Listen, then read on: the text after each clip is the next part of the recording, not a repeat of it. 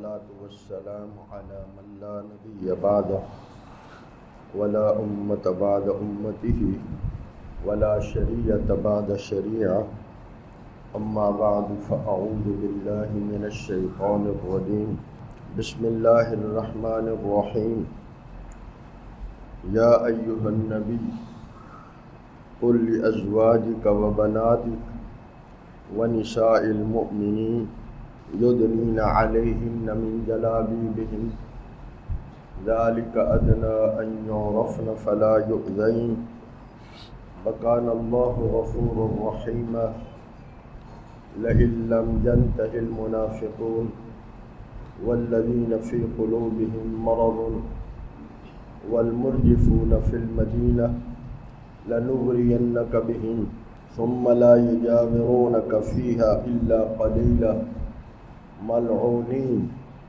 أينما ثقفوا أخذوا وقتلوا تقتيلا سنة الله في الذين خلوا من قبل ولن تجد لسنة الله تبديلا آمنت بالله صدق الله مولانا العظيم وصدق رسوله النبي الكريم الأمين حق تعالی جل مجدہ وعلا کا بے حد فضل احسان اور لطف و کرم ہے جنہوں نے اپنے فضل سے کچھ لمحے اس مبارک گھر اور مبارک مقام پہ حاضری کی توفیق بخشی، اللہ اس کو قبول فرما لے۔ اللہ حق سچ کہتے سنتے عمل اور دعوت کی توفیق عطا فرما دے۔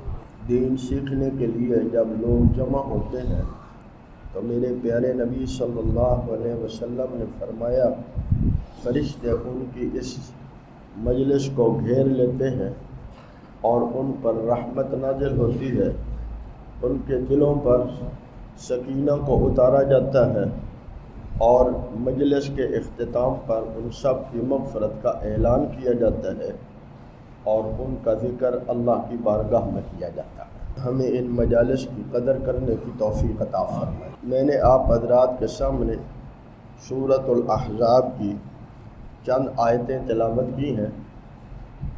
ان آیات مقدسات میں دو حکم موجود ہیں، لیکن چونکہ اس آیت میں اللہ تبارک و تعالی نے جو خطاب کیا ہے وہ نبی کریم صلی اللہ علیہ وآلہ وسلم کی بیویوں سے خطاب کیا ہے، پھر آپ کی بیٹیوں سے خطاب کیا ہے، پھر ایمان والی عورتوں سے بات کی ہے۔ تو گویا آج کے ان آیات میں اللہ تعالیٰ نے خواتین سے گفتگو فرمائی ہے اور تینوں جگہ جمع کا صیغہ استعمال کیا ہے۔ قل لازواجک، میرے حبیب اپنی بیویوں سے کہہ دیجیے۔ تو عربی میں جمع جو ہوتی ہے، اردو میں تو دو کے لیے بھی جمع استعمال ہوتی ہے، لیکن عربی میں تین یا تین سے زائد کے لیے جمع استعمال ہوتی ہے۔ کل ازواج کا، زوجہ کی جمع ازواج، اپنی بیویوں سے کہہ دیجیے۔ نبی کریم صلی اللہ علیہ وسلم کی 11 بیویاں تھیں اور 3 لونڈیاں تھیں، جس کا ذکر پھر کسی خطبے میں انشاءاللہ تفصیل سے عرض کروں گا۔ تیسرے نمبر پہ ایمان والوں کی عورتوں کو سے ذکر کیا اور آگے ان کو پردہ کرنے کا حکم دیا۔ دوسرے نمبر پر رسول اللہ صلی اللہ علیہ وسلم کی بیٹیوں کا ذکر کیا۔ بنات کا لفظ عربی میں بیٹے کو بن کہتے ہیں اور بیٹی کو بنت کہتے ہیں۔ بنت کی جمع بنات ہے، یعنی 3 اور 3 سے زائد کے لیے بنات کا لفظ استعمال ہوتا ہے۔ اختصار سے یہ عرض کرنا چاہتا ہوں، کچھ لوگ کہتے ہیں کہ رسول اللہ صلی اللہ علیہ وسلم کی ایک ہی بیٹی تھی، وہ حضور کی باقی بیٹیوں کو سرے سے ہی انکار کرتے ہیں۔ نبی کریم صلی اللہ علیہ وآلہ وسلم نے اپنی عمر کے 25 سال جب تھے، 25 سال کے آپ تھے، تو آپ نے 40 سالہ خاتون حضرت خدیجہ الکبریٰ رضی اللہ تعالی عنہا سے نکاح کیا۔ اور رسول اللہ صلی اللہ علیہ وسلم کو اللہ نے کل 7 اولاد عطا فرمائی، 4 بیٹیاں 3 بیٹے۔ بیٹیاں کتنی اور بیٹے کتنے؟ 3۔ بیٹیوں کے نام سب سے بڑی بیٹی حضرت زینب ہے، پھر حضرت رقیہ ہے، پھر حضرت ام کلثوم ہے، پھر حضرت فاطمۃ الزہرا رضوان اللہ تعالی علیہن اجمعین۔ آپ کے 3 بیٹوں میں سے 2 بیٹے حضرت قاسم اور حضرت عبداللہ، جن کے 2 لقب بھی تھے حضرت عبداللہ کے، طیب اور طاہر۔ طیب اور طاہر یہ حضرت عبداللہ کے لقب ہے۔ حضرت خدیجہ سے رسول اللہ صلی اللہ علیہ وسلم کو گویا 6 بچے ہوئے، 4 بیٹیاں، 2 بیٹے ان سے ہوئے، اور 1 بیٹے آپ کی جو بیوی حضرت ماریہ قبطیہ ہیں ان سے ہوئے۔ ان کا نام آپ نے ابراہیم رکھا۔ یہ پہلے سارے بچے مکہ مکرمہ میں ہوئے، اور حضرت ماریہ سے جو بیٹے حضرت ابراہیم ہوئے وہ مدینہ طیبہ میں ہوئے۔ نبی کریم صلی اللہ علیہ وسلم کے یہ سارے بیٹے چھوٹی ہی عمر میں وفات پا گئے۔ سب سے پہلی جو اللہ نے آپ کو اولاد دی وہ حضرت قاسم تھے۔ حضرت قاسم بعض حضرات کے نزدیک انہی سے حضور کی کنیت ابو القاسم ہے، لیکن آپ نے اس کی وضاحت فرمائی کہ میں ابو القاسم کیسے ہوں؟ تو میں ابو القاسم ہوں تقسیم کرنے والا، میں تقسیم کرنے والا ہوں۔ واللہ یعطی، دینے والے کون ہیں؟ اللہ۔ آپ نے فرمایا میں تقسیم کرنے والا ہوں، دینے والے اللہ ہیں۔ اس نسبت سے آپ نے اپنی کنیت ابو القاسم رکھی۔ بہرحال کسی نے کہا اس نسبت سے رکھی ہے کہ قاسم آپ کے بیٹے تھے، ابو القاسم قاسم کے والد۔ کسی نے کہا اس نسبت سے رکھی ہے جو حدیث پاک میں بھی ذکر ہے، ہو سکتا ہے ابتدا میں اسی نسبت سے ہو، بیٹے کی نسبت تھے، پھر آپ نے اس کی وضاحت اس انداز سے بھی فرما دی کہ میں تو تقسیم کرنے والا ہوں۔ حضرت قاسم پیدا ہوئے اور وہ چھوٹی عمر میں ہی وفات پا گئے۔ ان کے بعد حضور کی بیٹی حضرت زینب پیدا ہوئی۔ حضرت زینب کا نکاح ان کے خالہ زاد بھائی یعنی حضرت خدیجہ کے بھانجے کے ساتھ، حضرت خدیجہ کے بھانجے ابو العاص، ان سے نکاح ہوا۔ زندگی اچھی بسر ہو رہی تھی، لیکن جب نبی کریم صلی اللہ علیہ وآلہ وسلم نے اعلان نبوت فرمایا، اس وقت نبی کریم صلی اللہ علیہ وسلم پر یہ لوگ ایمان نہیں لے آئے تھے۔ اللہ اکبر، ایمان نہیں لائے تھے، اور ابو العاص جو ہیں وہ مسلمان نہ ہوئے۔ اسی لیے جب غزوہ بدر میں 70 لوگ قریش کے قید ہو گئے تھے تو ان میں ابو العاص بھی قید ہو گئے تھے۔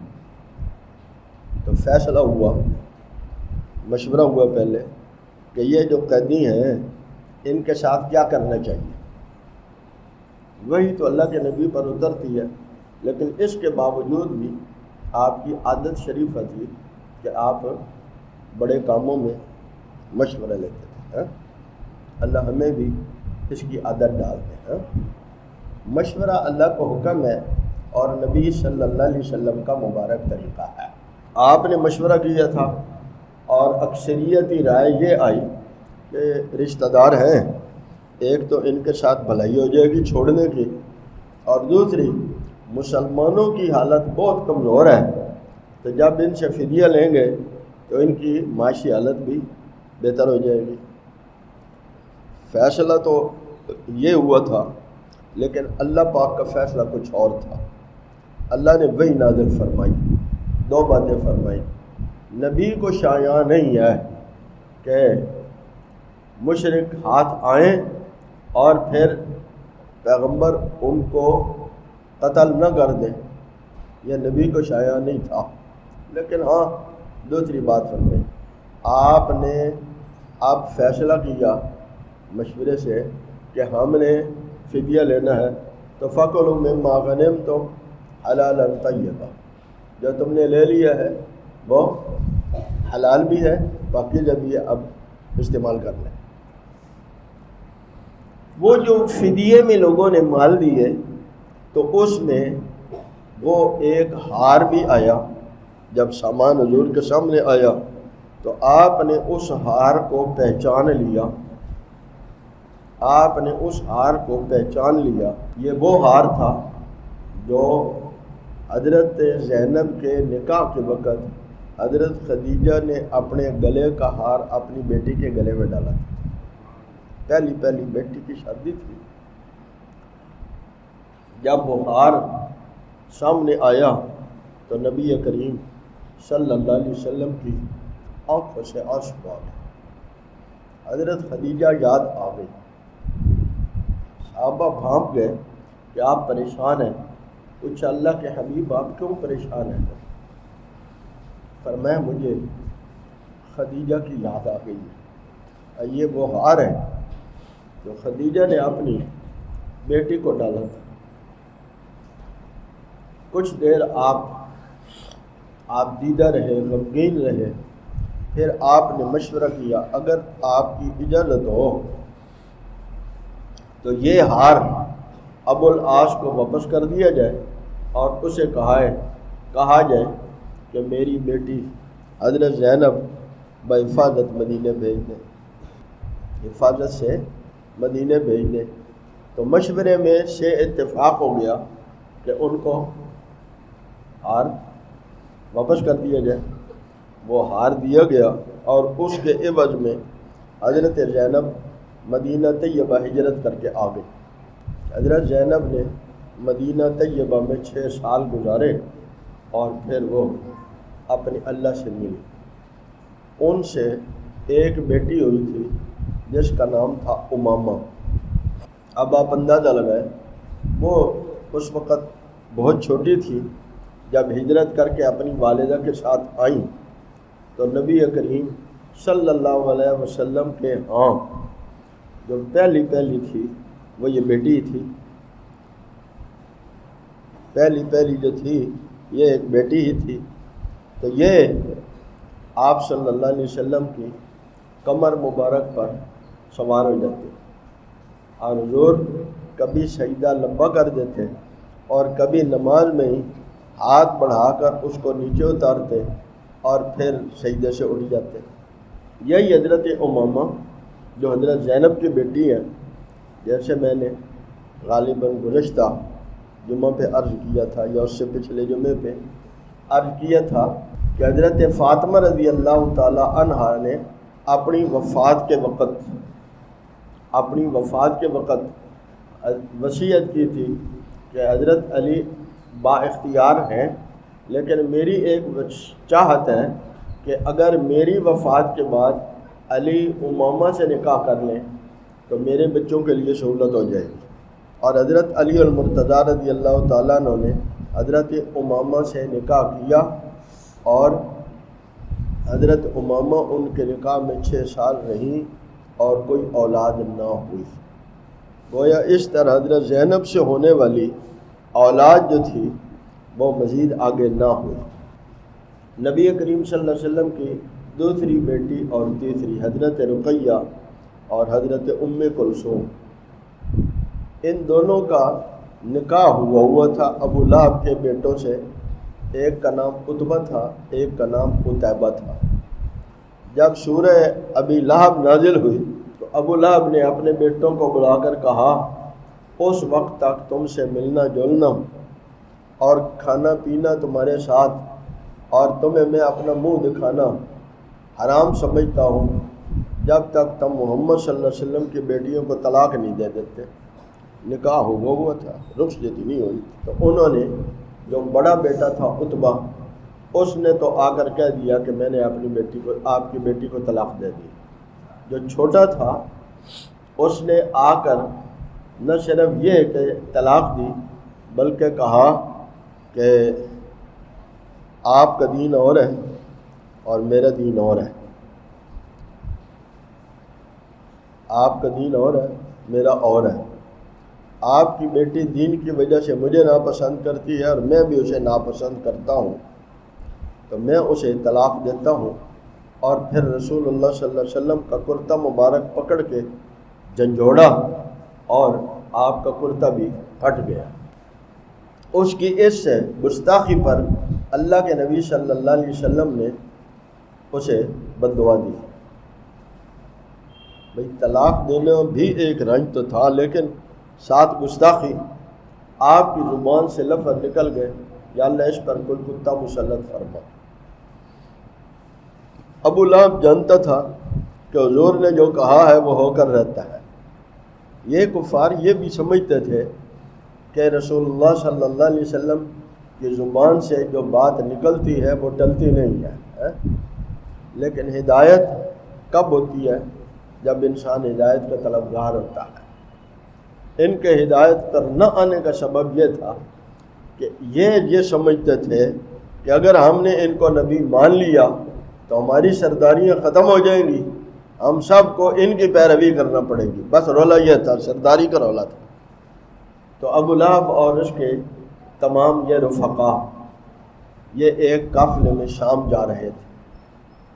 تو آج کا دور تو تھا نہیں، تو اس نے اپنے بیٹے کی بڑی حفاظت بھی کرتا تھا کہ محمد صلی اللہ علیہ وسلم نے اسے بددعا دیا۔ رات کی تاریکی میں جہاں پر سو رہے ہیں، اور وہ ایک نہیں ہے، کئی درجن لوگ سو رہے ہیں، پورا قافلہ ہے، ایک شیر آتا ہے اور ان سوئے ہوئے کو سونگتا جاتا ہے۔ جب اس عتیبہ پر پہنچتا ہے تو اس نے اس کو منہ کھول کے پورے کا پورا اس کا سر منہ میں رکھ کے دبا دیا، اور یہ موقع پر مر گیا۔ اس کی چیخیں اس وقت سنائی دیں جب وہ شیر چھوڑ کر بھاگ گیا۔ انہوں نے پہلے اس کو دیکھا، پھر بسیار تلاش کیا، بہت تلاش کیا، تو ان کو اس شیر کا کوئی سراغ نہ ملا۔ تو میں عرض کر رہا تھا کہ حضرت رقیہ اور حضرت ام کلثوم دونوں کو طلاق ہو گئی، تو نبی کریم صلی اللہ علیہ وسلم نے حضرت رقیہ کا نکاح حضرت عثمان رضی اللہ تعالیٰ عنہ سے کر دیا۔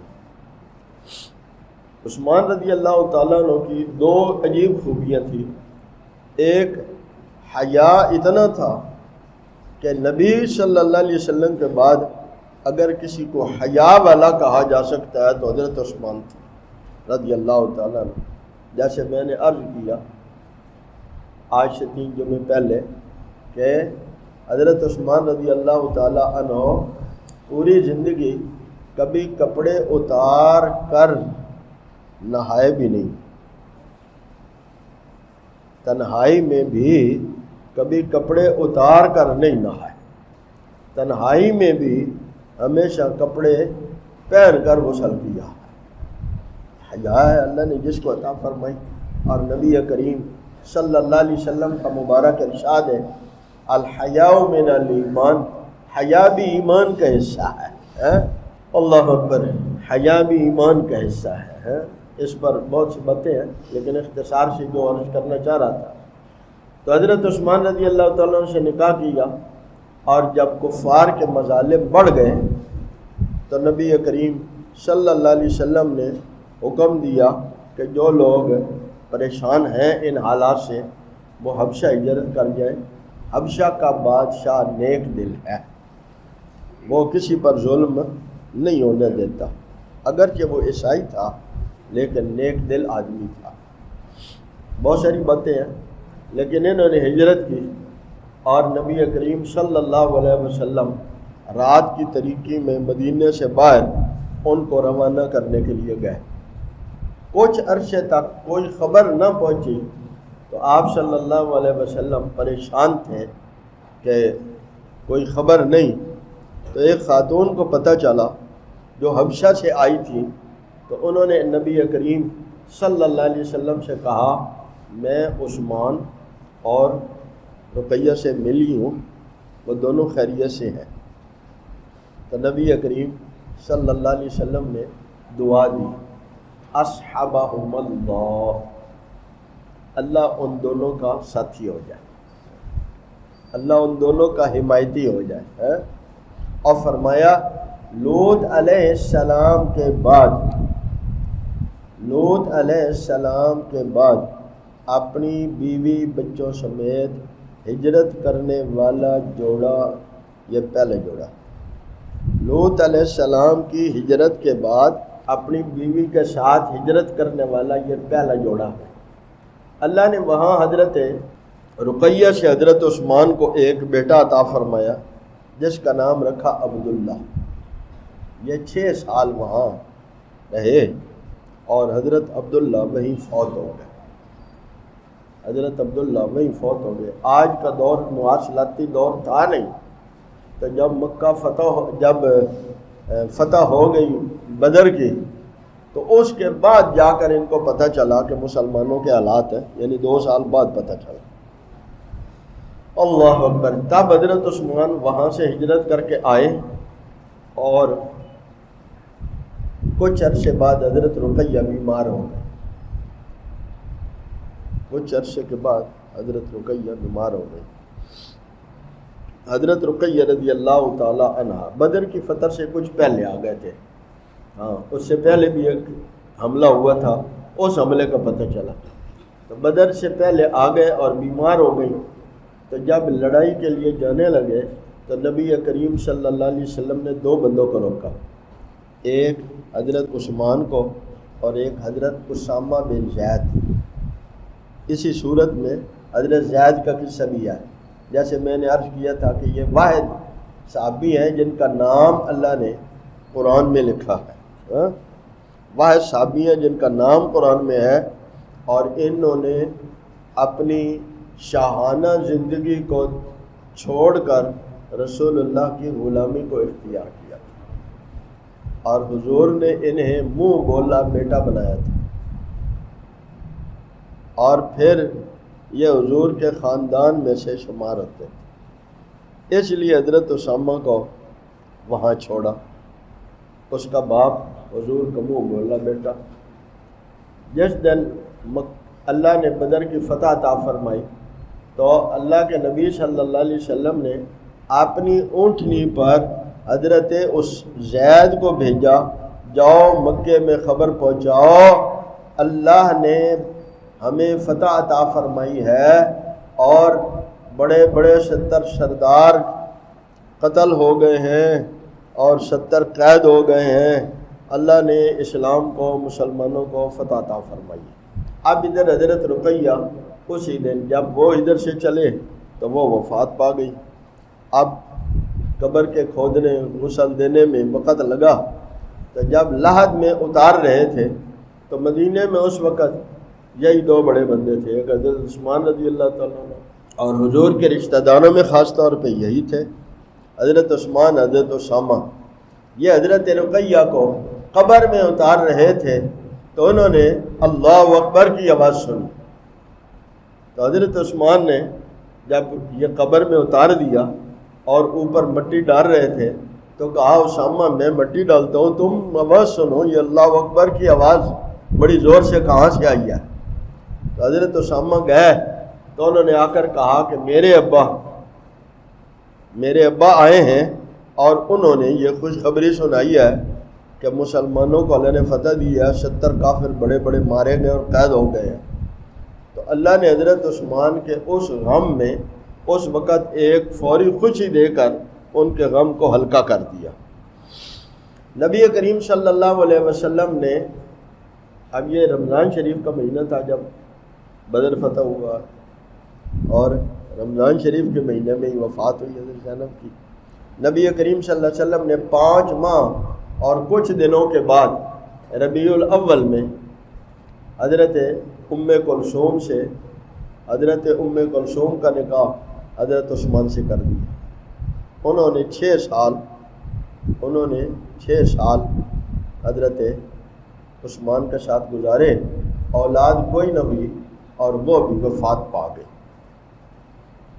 اب نبی کریم صلی اللہ علیہ وسلم کی بیٹی حضرت زینب بھی فوت ہو گئی تھی، حضرت رقیہ بھی، حضرت ام کلثوم بھی۔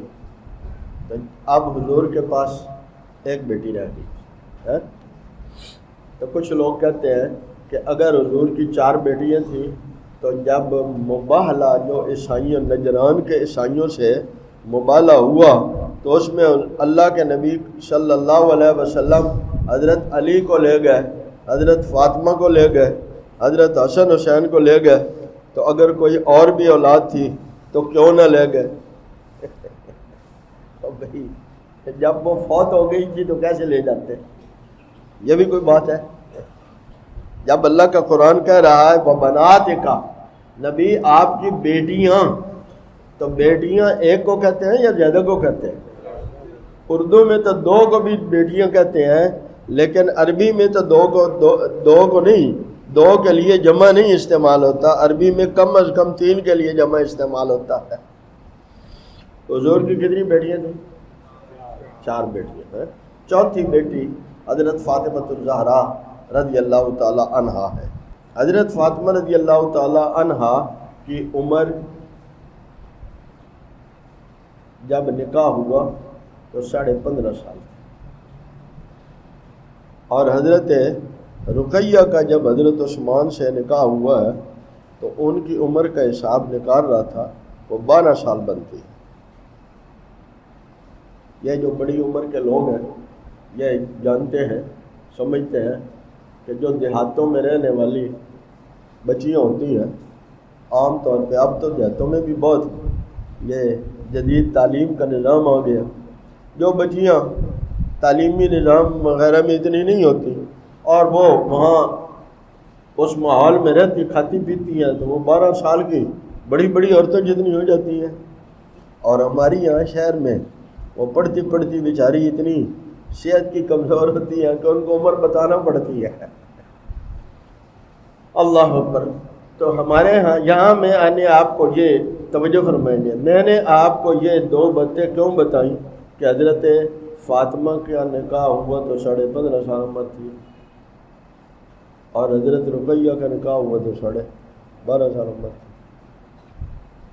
کیونکہ نبی کریم صلی اللہ علیہ وسلم کے دشمن اعتراض کرتے ہیں کہ حضور نے حضرت عائشہ سے جو نکاح کیا وہ 9 سال کی عمر میں اور رخصتی کی 13 سال کی عمر میں، تو وہ سوچتے ہیں کہ 13 سال کی عمر میں کیوں رخصتی کر لی، کیوں نکاح کر لیا؟ اور بولے وہاں رواج ہی تھا کہ جب بچی جوان ہو گئی، بالغہ ہو گئی، تو بچی تو 9 سے حدیث جو ہے شریعت میں 9 سال کی ممکن ہے بالغ ہو جائے، تو 12 سال کی تو ویسے ہی بچی جو ہے وہ بالغ شمار ہوتی ہے، تو 13 سال کی عمر میں نکاح میں کون سی آپ کو عیب نظر آتا ہے؟ ہاں، جس کی کوئی بات ویسے ناپسند ہو اس کی ہر بات ہی عیب نظر آتی ہے، اور ہمیں تو رسول اللہ صلی اللہ علیہ وسلم کی ہر بات اور ہر عمل وہ خوشبو نظر آتا ہے۔ ہمیں تو حضور کی ہر بات اور ہر عمل خوشبو نظر آتا ہے، حسن نظر آتا ہے، خوبصورتی نظر آتی ہے، اس لیے ہمارا تو دھیان ہی اس بات پہ نہیں جاتا کہ کوئی سوچے کہ آپ نے 13 سال کی عمر میں کیوں شادی کر لی۔ تو میں عرض کر رہا تھا حضرت فاطمہ رضی اللہ تعالی عنہا کا نکاح حضرت علی المرتضیٰ سے ہوا۔ اگر حضرت علی المرتضیٰ کی عمر قبول اسلام کے وقت 8 سال مانی جائے تو اس وقت ان کی عمر نکاح کے وقت 21 سال بنتی ہے، اور اگر 10 سال 21.5 سال، اگر 10 سال مانی جائے تو آپ اس کو 2 سال اور بڑھا لیں، 23.5 سال کر لیں۔ یعنی علی المرتضیٰ رضی اللہ تعالیٰ عنہ کے والد والدہ نہیں ہے، اور انہوں نے چھوٹی عمر سے لے کر حضور صلی اللہ علیہ وسلم کی، آپ صلی اللہ علیہ وسلم کی سرپرستی میں ان کی پرورش ہوئی ہے، تو نکاح کی تاخیر کا سبب جو تھا یہ تاخیر ہے۔ نکاح کی تاخیر کا سبب یہ تھا کہ پہلے حضور ان حالات میں تھے اور وہاں سے ہجرت کر کے مدینے آ گئے، اور مدینہ طیبہ میں پیغمبر علیہ الصلوۃ والسلام کے گھر میں عورت کون تھی؟ حضرت فاطمہ تھی۔ حضور کے گھر میں حضرت فاطمہ ہی تھی۔ جب حضرت فاطمہ کی رخصتی ہوتی ہے تو حضرت ابوبکر، میں عرض کر رہا تھا کہ کیا ماحول ہے اور کیا محبت ہے، حضرت ابوبکر خود آ کر عرض کرتے ہیں حضور آپ اپنی بیوی کی رخصتی کیوں نہیں لے لیتے؟ اور بھائی کوئی جا کے داماد کو کہتا ہے، لیکن جہاں یہ کہنا دنیا میں عیب ہے، وہاں ابو بکر کا یہ کہنا دنیا میں عجیب حسن ہے، عجیب محبت ہے کہ جا کر خود کہے کہ آپ اپنی بیوی کی رخصتی کیوں نہیں لے لیتے؟ تو حضور نے فرمایا، اور پھر رخصتی بھی اس طرح نہیں ہے کہ آپ تشریف لے آئیں، 4 بندے لے کے آ جائیں۔ جب حضور نے ہاں کر دی تو ابو بکر نے اپنی بیٹی کو تیار کر کے مصطفیٰ کریم کے گھر میں پہنچا دیا، ضرورت کا سامان بھی پہنچا دیا۔ اللہ اکبر، اللہ پوری امت کو حضور سے ایسی محبت نصیب فرما دے، ہمیں بھی اس میں سے کوئی جیسا نصیب فرما دے۔ میں عرض کر رہا تھا حضرت فاطمہ رضی اللہ تعالی عنہا سے 2 بیٹیاں اور 3 بیٹے حضرت علی سے۔ حضرت علی کو 2 بیٹیاں 3 بیٹے، بیٹوں کے نام میں نے یاد کرائے تھے، آپ پھر بھول گئے ہوں گے، کسی کو یاد ہے 3 بیٹوں کے نام؟ چلو اب نیت کرو، یاد رکھیں گے؟ کیوں؟ نبی کریم صلی اللہ علیہ وسلم نے فرمایا ہے میرا نسب میری بیٹی فاطمہ سے چلے گا، میرا نسب میری بیٹی فاطمہ سے چلے گا۔ تو حضرت فاطمہ رضی اللہ تعالی عنہ کے 3 بیٹے اور 2 بیٹیاں، بڑے بیٹے حضرت حسن، ان سے چھوٹے حضرت حسین، ان سے چھوٹے حضرت محسن، تیسرا نام کیا ہے؟ محسن۔ پیغمبر علیہ الصلوۃ والسلام نے فرمایا میں نے اپنے ان بیٹوں یعنی نواسوں، میں نے اپنے ان بیٹوں کے نام حضرت ہارون علیہ السلام کے بیٹوں کے نام پر رکھے ہیں، وزن پر رکھے ہیں۔ ان کے بیٹوں کے نام کیا تھے؟ شبر، شبیر، مشبر، حسن، حسین، محسن، ایک وزن ہے، حسن، حسین، محسن۔ حضرت محسن جو ہے وہ چھوٹی عمر میں فوت ہو گئے تھے، باقی کتنے رہ گئے؟ 2۔ بیٹیاں بھی حضرت فاطمہ سے 2 تھیں، ایک کا نام حضرت زینب تھا، ایک کا نام ام کلثوم تھا۔ باقی انشاءاللہ پھر ہمیں اپنے حبیب صلی اللہ علیہ وسلم جس سے محبت ہوتی ہے اس کے خاندان سے بھی ہوتی ہے کہ نہیں؟ ہوتی ہے نا، یہ فطرتی ہے۔ جس سے محبت ہوتی ہے اس کے بچوں سے بھی محبت ہوتی ہے۔ تو ہماری محبتوں کا محور اور مرکز اللہ کے بعد رسول اللہ ہے صلی اللہ، زور سے کہہ دیجئے اور اونچی آواز سے کہہ دیجئے، ہماری محبتوں کا محور اور مرکز مصطفیٰ کریم صلی اللہ علیہ وسلم کی ذات ہے۔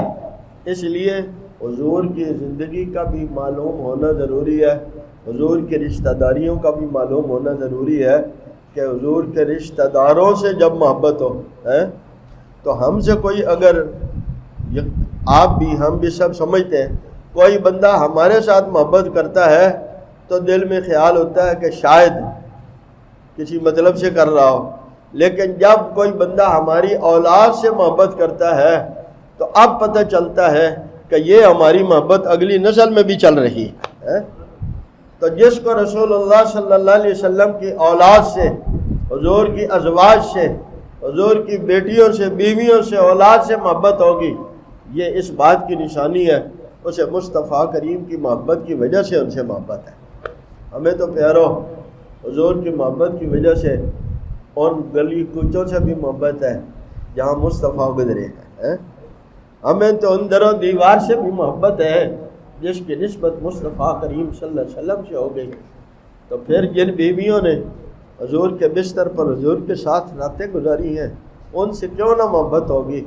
وہ بیٹیاں مصطفیٰ کریم کی جنہوں نے دکھوں میں زندگی گزار کر، تاریخ میں ایک جملہ نہیں ملتا کہ آپ کی کسی بیٹی نے کبھی کوئی ایسا جملہ کہا ہو جس پر بے صبری کا کوئی شائبہ بھی ہوتا ہو، یہ ہے وفاداری۔